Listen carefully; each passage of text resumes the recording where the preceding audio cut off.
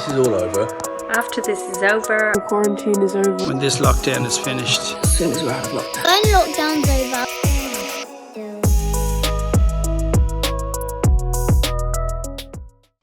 Come on, it's fine. It's only a bad flu. Things like this don't affect people like me and you. The doors came down, China, Italy and Spain. But we carried on, business as usual, everything still to gain. Then the numbers started to rise, and statistics became faces, families, real lives. Panic was always there, ready for us to take, but we stayed still and silent, finally hearing the birds awake. Soon the new normal became all of our homes. We worked and lived in a bubble, together, alone. All we can do is stay in and wait, with the backing track of fear deciding our fate. The outbreak of mystery pneumonia cases in Wuhan began last month, and on Thursday, Chinese researchers said investigations showed a new type of coronavirus was to blame. The coronavirus, you know that, right? Coronavirus. It has been confirmed that there are 2 cases now in England. This by April, you know, in theory, when it gets a little warmer, it miraculously goes away. I hope that's true. There will be no change to the tough restrictions we're living with to flatten the coronavirus curve for at least the next 4 weeks. The death toll in Italy is now higher than anywhere else in the world.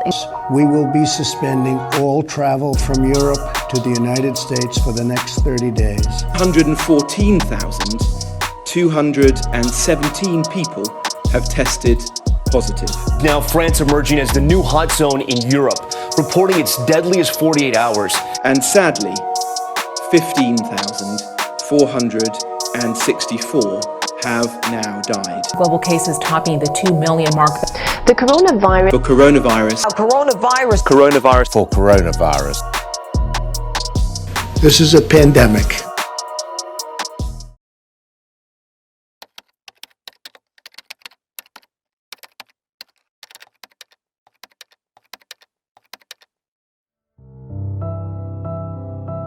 I think something that maybe isn't known enough is like how many people it literally takes to get to hospital to work. You have like porters who will like take people down for scans and like collect blood. You obviously have like nurses, healthcare assistants, cleaners. Like there's actually a huge number of people that work in the NHS, and I definitely feel like everyone's just chipping in and doing their bit. We're very lucky in this country to have an NHS. I think it's easy to take it for granted.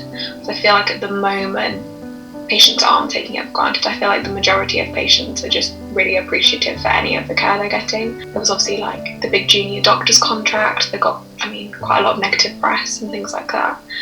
And if you fast forward to now, everyone's like, oh my gosh, the NHS, oh my gosh, key workers. And that's that's great. Like it's so nice that people are taking note of that. But I hope it stays, because ultimately people were working hard in the NHS before this, and people will work hard in the NHS afterwards. I think when I first heard about it, I was almost like quite surprised. And then it actually happened and I was quite like taken aback by it. And I couldn't believe how many people were outside of their doors. And I hope that when we're out the other side of this and sort of normal life comes back, I would hope people remember that they clapped, and I would hope people think, actually this was a really difficult time and I was really appreciative of key workers and I was really appreciative of the NHS. It's like such a simple thing that actually can make people feel quite a lot better. This time is like so uncertain for everyone, and I do honestly believe everyone is just doing their best to be as positive as possible, and it's not always as easy. But I hope that after this we all look out for each other.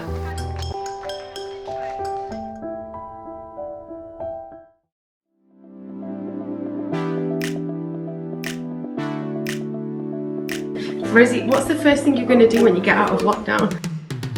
I'll probably have a big fat party straight to Newcastle. Have a stiff drink. With all my friends. With my friends. With my friends. Good coffee. Hugs. Probably the movies. Like licking my hand and then putting my hand on someone's face. Miss doing that. The park. Go to the lolly shop. A swim in the sea. Go to Brighton on my bike. Go to the park and have fun. Give Nance a really big A hug. Dinner with Dara. I can't wait. Surrounded by all my friends. With all my friends. Call all my friends. Drinking a pint. And just have a drink. I'll give a massive hug and get smashed. Play rugby again and get my dad's car muddy. Not having to get up in the morning. I do a workout with my son. I hate him. See my niece and my nephew. Give my family a big hug. And have lots of things to look forward to with friends and family. See my nan, my granddad, and my friends. Go back to McDonald's. And then I'm going for a drink. I will fall into the Stapleton and probably see my parents about a week later. See my friends, definitely. Get completely... I'm going to go to John Deneen's house and give him a big old smooch. Start wearing makeup, get my roots done, to get my plasma done. Because if this goes on much longer, Eva's going to see exactly what I look like. And see my friend in South Africa. I'm going to go to a pub, order a pint, and high-five the bomb. Back to the dance floor. I think I'm going to do more for charity and for my local community.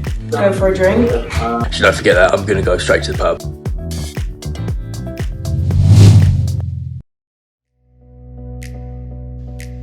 During these unprecedented times, there has been immeasurable loss. But the past few weeks has also given us an opportunity to reflect and think about what's actually important to us. We've called our friends and families, helped our elderly neighbours, and started smiling at strangers in the street. We've reconnected with people and got used to a slower pace of life. Eventually, things will start returning to normal. Businesses will reopen and we'll eat in restaurants and cafes again. We'll squeeze onto the tube and settle back into offices. Soon, this lockdown will become just a memory. But we can remember the gains from this time just as much as the losses. We can carry on with the kindness and remain connected with family, friends and the outdoors. We can take that time to just stop and breathe. We all have a list of things we want to do after this is over, and we can do them remembering all that we have learned. So, with so many possibilities, what will be your first thing?